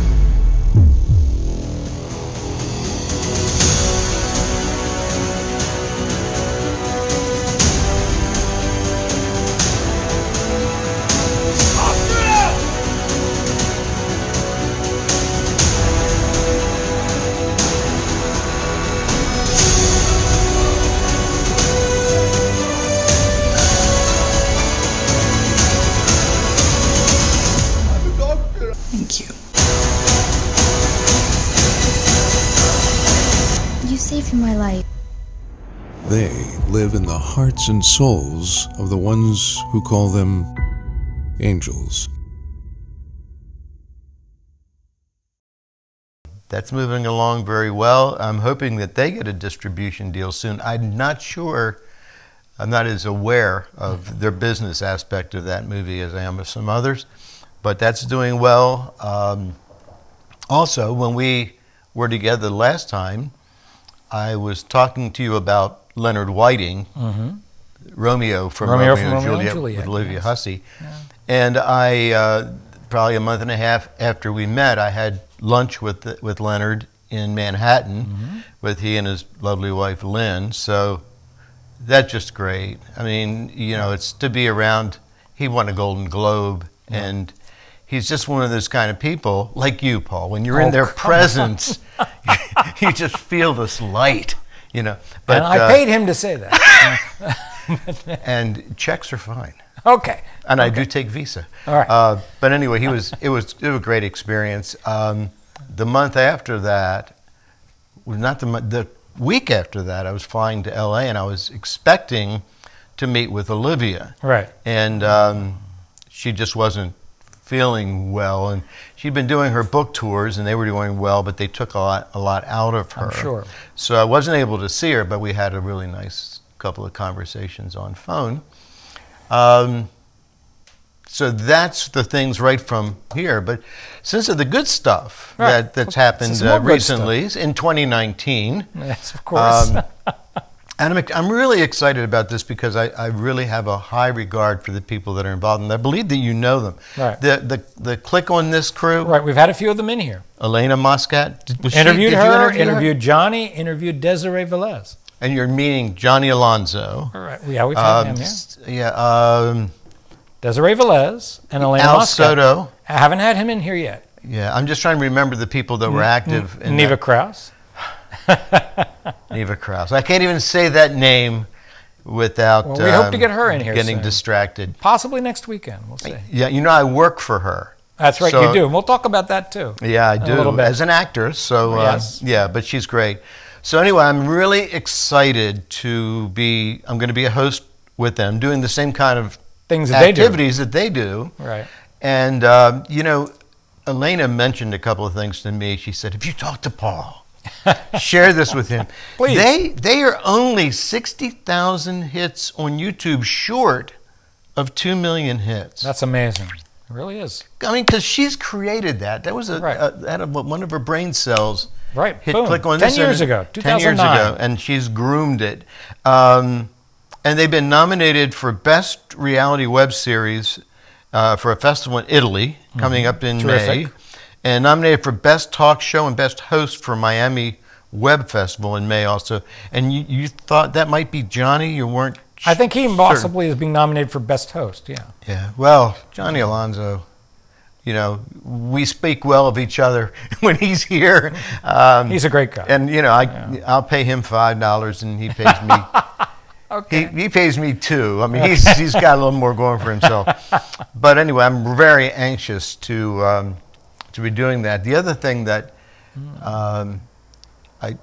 it's one of those honors that you don't expect, and you want to be careful with how you even talk about it because, and it is an honor.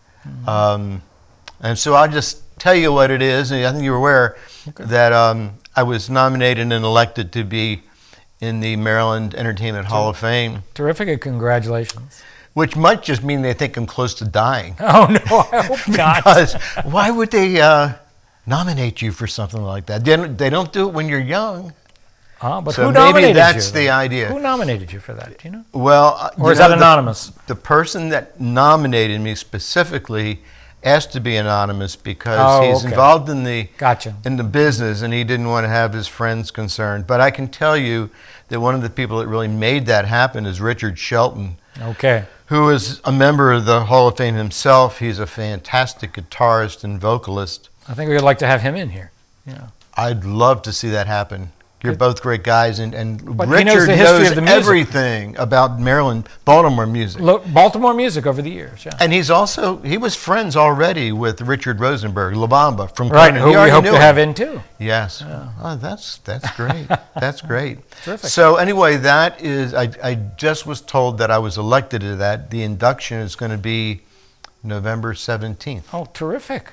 Yeah, great. So I'm excited about another that. Hall of Famer, because we've had the Lafayettes in here, and they're Hall of Famers, you know, and some other folks we've had in here, a few others, and it's just great to the Hall of Famers in here. Now you can join the class. But you know what's really neat? What? And this is what I'm really most excited about for that date.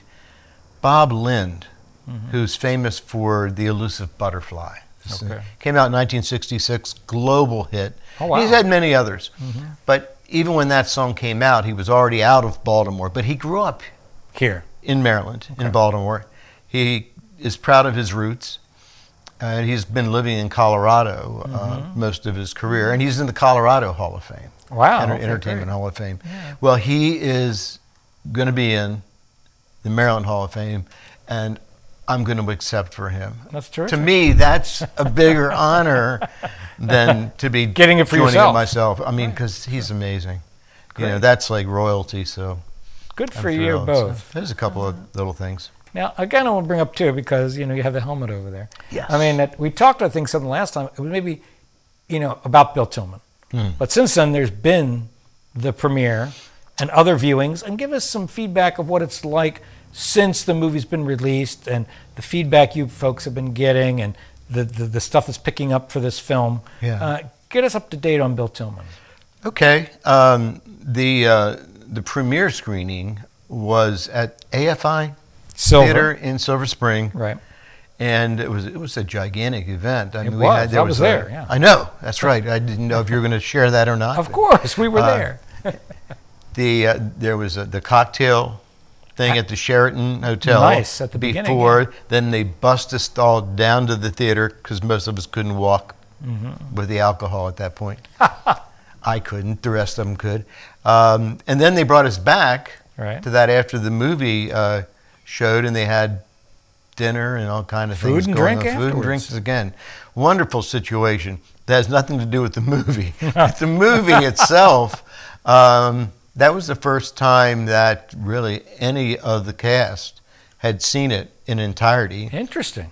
Yeah. And, you know, I can tell you just from my perspective, but I think it's shared by a lot of the folks that do this a lot, and that's that whenever you watch a movie that you've done, part of you is saying, oh, God, did I deliver that? Did I? Can I go back and do that again?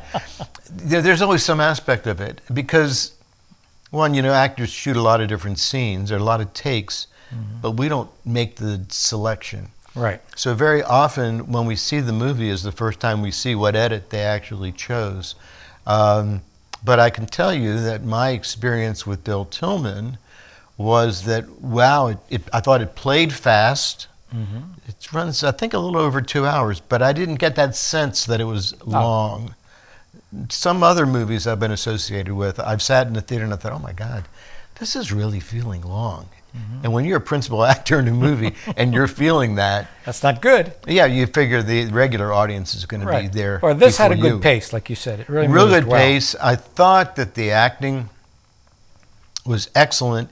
And the one thing that I brag about all the time, there's a fight scene at the end of the movie. Oh, yes. People should see that, definitely. See the movie just for that. Really? Because I think it's one of the very best. You know, Hollywood has its fight scenes, but this was Richard Cutting, who is a phenomenal actor all by himself, particularly playing bad guys. Oh, yeah. And he's a really, really nice guy. But when he gets into his role, he is nasty as they come. Richard's fighting Ken Arnold, who not only did a great job as Bill Tillman, but he's a professional athlete. He played ball in the Oriole system and some other Orioles was one of the systems. Yes. Yeah. So for those two guys to be fighting, and it's a long, extended scene. It is, which sometimes can become boring. Yeah. But not this. Not that one. Not this one. Well, you saw it. I did, and I'm just saying that not, you know, films today, you don't necessarily see too many fight scenes that long anymore with only two individuals. Two individuals. There's one of the things where it's like a thing where all crowd of them are fighting. Of course, that gives the director a lot of shot choices. Exactly. But, you know, and this was just two men. Two men. Fighting in a, you know, in a western town, you know, through the streets. Yeah, just amazing. And I thought that their fight choreography was really realistic, because if they had actually connected with some of the blows that they were throwing, well, I just say to my friends that these are two outstanding actors that left nothing on the field. But they did. Set bodies. Cutting actually did connect with Ken Arnold's nose. He did. And so Ken Arnold was the one who got wounded in that scene, even though he wins in the movie. And Richard said afterwards he was happy that he could keep up with Ken, because he said, I'm an old man next to Ken. Well, and you know, I really, just watching them, I was getting out of breath, because they're really trucking, and because they're both so good at their trade, It's not just the fatigue and everything, but they maintain the anger and the hatred. Right. And I think that's a testimony to Richard Cutting, because when you're working with an actor that stays in role, is in the moment all the time, it causes you to be there too. And you know, Ken is a wonderful actor, and I know he could do that himself. But I think that when you have two actors that that have that ability, that's grace. Even it's a fight, but there's grace in that. You know, it's perfection. Was it one take? No, it's a series of takes. I think that they would have had to take Richard to one of those first first response places. So they did do different segments of the fight. Yeah, okay. I think that. Because it's a shame if you did like 10-minute sequence or whatever it is, and say, "Okay, guys, do it again." Well, if you come, because they're doing a screening, it's be the first Baltimore screening, April 11th in Pasadena. Well, people should know that. Yeah, and it's 7 o'clock, but I don't know the. It's close by. I don't have folks. the theater. Look on the net, you'll find it. Exactly, exactly. Next week. But when you go, next time you see the movie, and you watch that scene, you'll see there are a lot of POVs, a lot of different POVs. Okay, points of view from exactly the way the camera's set up, and so they did have several setups, cameras on set, but primarily Jeff Herberger is the director of photography, so most of the stuff you see comes out of his. But with the editing that they did, you can see there were other POVs, which meant that they either had a lot of guys sequentially shooting or shooting at the same time, not sequentially, or they broke it up and shot it a different way. So hey, go back, shoot that one again, then I'm going to shoot it from this angle, because most often that's what happens. Right. But then since then, I mean, you had that premiere, and of course there was. And there have been other screenings. I don't know if you've been to any of the other ones. Yeah. But what audience feedback like? Wonderful. There were 2 screenings in Berkeley Springs. One was about 6 weeks ago at the Star Theater, 1928. Wow, that's an old theater. In Berkeley Springs. I'm amazed it's still open. Yeah. You know, but it's very similar to like the Ellicott City Theater and the Patterson. When Patterson, they're all closed, you know, but they have some of the theater stuff still. But this is still a movie theater. This is still a movie theater. Still a movie theater, active. Over about 90 years. So that one, it seats 250, I think, 250, 300 people. Yeah. They turned away 50 people. They couldn't get in. They could not stand, even with standing room only, they couldn't get them in. Terrific. That was the first one. And I didn't go to that one. It was still kind of a funky time of winter, and the forecast had possibility of snow. I lived out that way for about 7 years, and I don't fool around with Route 70 on that side of South Mountain. You just don't do it. Yeah. So I went to the one, it was maybe 2 weeks ago on a Sunday. That was the second one. Again, it was as close to a sellout as I could see. Wow. And at that one, and that's why the helmet, you mentioned show the that hat. helmet, yes. My character, Wolfgang Gullman, wore a lot of different hats. He was a Prussian. Right. And so one of the ones that they decided would be good for him was this. And I also wore one that's like an apple, one of those mountain walking hats that they wore in Austria, you know, colorful red. That was one of them. Well, and then then another one that was almost like a cowboy hat or something. It was too big for you. Mix. Yes, it was too big for you. They wanted to. This hat was given to Wayne Shipley by a friend who knew Tom Mix, I think. And it's gigantic because they wore him that way, but I'm not gigantic. And was it actually his hat, Tom Mix's hat? It was from his collection. Oh, it's amazing. Now that then. might be his manufacturing thing, but sure, but still amazing. But the point was, it was gigantic. Yes, it was. And they wanted it on my character because I'm not gigantic, you know, and just anything to make me look shorter when I'm already standing next to guys that are 6'2", like Ken Arnold, you know. Right, exactly. That's not already depressing enough. All right, there you go. So we wore that, and matter of fact, there's a scene when we're actually shooting the movie, and I fall off the ladder. I'm directing from a ladder, and I fall off the ladder, and I'm wearing that hat. So anyway, the long and short of it was my character wore a lot of these. And at the end of Wayne Shipley's movies, there's 3 Western features that he's done. Right. And at the end of every one of them, he takes a lot of the principal garments that have been seen a lot in the movie and auctions them off because a lot of people enjoy memorabilia like that. Right. And so they auctioned this off, and I'm going to tell it because the guy is amazing and he's so modest. Earl Clem, who played a really nice role in this movie and also a great role in Day of the Gun, he bought it. And he said to Wayne, after he bought it, he came up to Wayne with the hat and he said, there's only one guy that should wear this hat, and the guy that wore it well in the movie. And so at that last Berkeley Springs screening, at the end of the movie, Wayne got in front of the audience and he shared that. Right. And then he said, Brian, if you come up here, here's your hats. There you go. So there we go, everybody. He's a got pith his helmet. He's got his hat. I'll tell you something. I shouldn't put this on. I won't because I'll look Yes. ridiculous. But if I did, Yeah. the hat curves Yeah. so that it's over my eyes. Yeah. And the first day of shooting, I had to wear that hat all day long. My neck was so sore that my son had to drive out and get some medications. 'Cause I literally couldn't move. It's from having to do this. Yeah. Yeah, all the time. But okay. Yeah, there you go. So, and again, also you mentioned too, off camera, that the movie's been picked up for distribution. Yes, and I can't give you too many details about that, but I do understand that we're not too far from DVDs being available. Terrific. And I think people are going to really want to see this. I It's a think so. really good movie. It really is really good. I think you don't see many good westerns anymore. And I love the fact that with some excellent, actors, Robert Neal Marshall, who you had yes. here, Sure. Ken Arnold, Richard Cutting, Johnny Alonzo, and I go on and on. Many people. But they also brought in these West Coast people. Exactly. Darby Hinton, of course, who was Terrific. Daniel Boone's son when he was 6. He's now like 6'6". Yeah, he's very big man.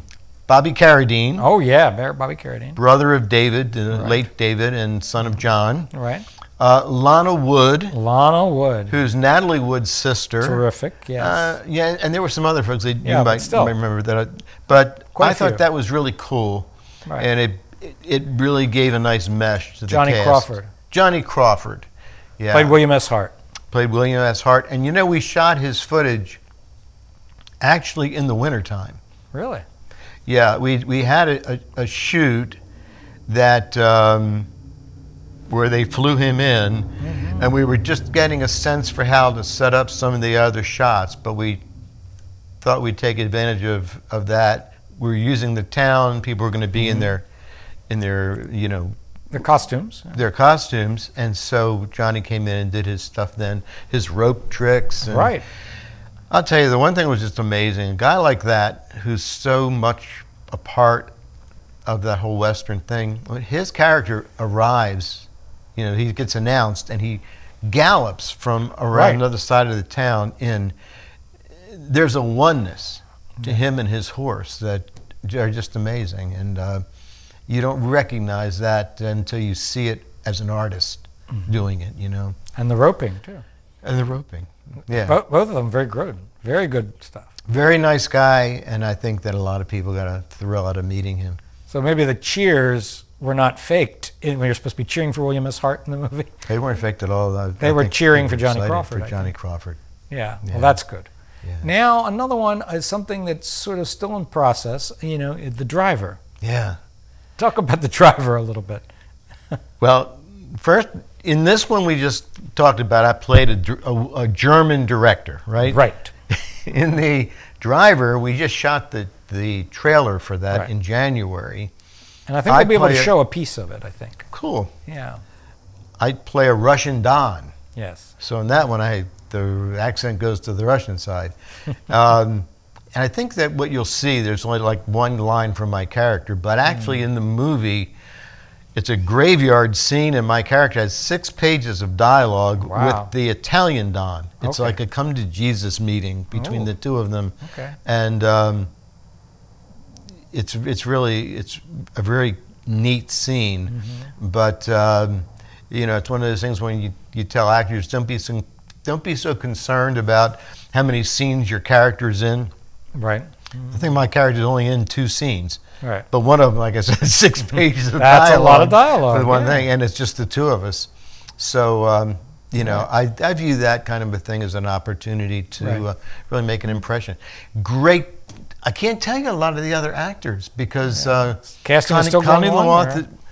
Still going on, but some of the folks that were cast, and they're, I think, probably pretty famous in New York, New Jersey. Right. I just hadn't worked with them before, and I was only down there for a day myself to do the shoot. But great people. I was going to say, though, I think we'll overlap somebody you did work with. If she stays in the driver cast, is Kathy Searle. Kathy Searle was really excellent in Bill Tillman. Bill Tillman. Now, I didn't get to see her. She's got a pretty good role in The Driver. She stays with it. Yeah. But Johnny Alonso. Johnny Alonso again. And in the, now I haven't seen the full trailer yet, but one of the things that they shot of Johnny was a fight scene in a warehouse that's on fire. Right. Yeah. And they actually had the town, Martinsville, Virginia. It's about 50 miles south of Roanoke. That whole town really embraced the movie, and so they had, you know, their police and their fire department. They managed all that stuff, and the scene that you'll see of us at the graveyard, that also was totally supported by the town. They had a casket. They had the limo from the funeral home. Terrific. Just amazing. One of those great things when you see a community involved with the movie. It's everybody wins. Right. Now, you've, of course, been acting for quite a while, and did you, always want to be in the entertainment field? Well, I was a songwriter from my beginning, singer. and we talked about that when I was here last time. Right. But I was really shy, so I was really good in the studio. I was okay playing in bands as a part of them, but studio work and writing, but that was my thing, and arranging. It wasn't until 1999 I had a heart surgery, and I made some decisions after that to slay some demons, and one of them was to try to knock the wall down of the timidity, and so that's actually led me to doing what I'm doing. So if you look at October 4th, 99, I'm really going to be 20 years old in October this year. There you go. Right, you're born again. Because that'll be the 20th anniversary. But I'm so different now from then. I couldn't have done what I do now prior. Let people know how to find you. Look into your monitor and tell them your contact information, but don't look mean like the Russian Don. I don't know, it's fun. Brian St. August. You can find me on Facebook, Brian St. August. I love to talk to people on that and share with them. So please communicate with me that way, or you can send me an email at brianstaugust@att.net, and we'll get you some way to see that and know how that's typed, but it's pretty straightforward. Those are the 2 best ways to catch up with me, and I look forward to hearing from you. I appreciate very much the chance to be here with you again, Paul. You're a wonderful guy. Well, thank you, and so are you, and don't be a stranger. We'll have you back again. I think you've got some good people coming up. I can't wait. Can I mention something really quickly? Please do, real quick. Because Lee Dahl was here. Lee Dahl released an album of my songs recently. Are you aware of when Neat Face Records? Right. It's called The Evolution of Three Down Dave. It's the first time songs have been released under Brian St. August. Oh, okay. Because I was 3 Down Dave when I played in Fells Point and all over the country. Right. So Lee has released that, and it's available on all the digital services. Okay. And also, he's doing this project again. It's the 3rd one, The Fixer. And I'm coming back. I did the first one. Yes. Paul Sieber did the second one. I'm coming back You're to going to do the third one. I am so excited, and I think that the guy that you talked to just recently, Steve. Yes. I mean, Steve Areno. Steve Areno is going to. He's going to be in it too? I'm going to press that he is, because Steve Rifkin. Steve Rifkin, yes. Just a great guy. And I really wanted to share that because Lee Dahl is a saint. He's a great guy. He is. he's given so much to other actors, to other people, to me, that to not mention him, and I hope if you have to edit that, don't edit that out. Edit out some of my other garbage, because Lee needs to be known for... He should. Right. Well, that's great of you. So again, thanks for coming. Thank you. And folks out there, we're wrapping up the show again, and thanks for watching. We love your continuing support. Don't forget to share and to like what you see here, and look forward to please watching some more interesting people we'll be having in the coming weeks. I won't say who they are, but it's going to be some really good stuff. So until the next time, this is Paul Stefan saying goodbye. You're watching The Paul Stefan Show on TV Free Baltimore.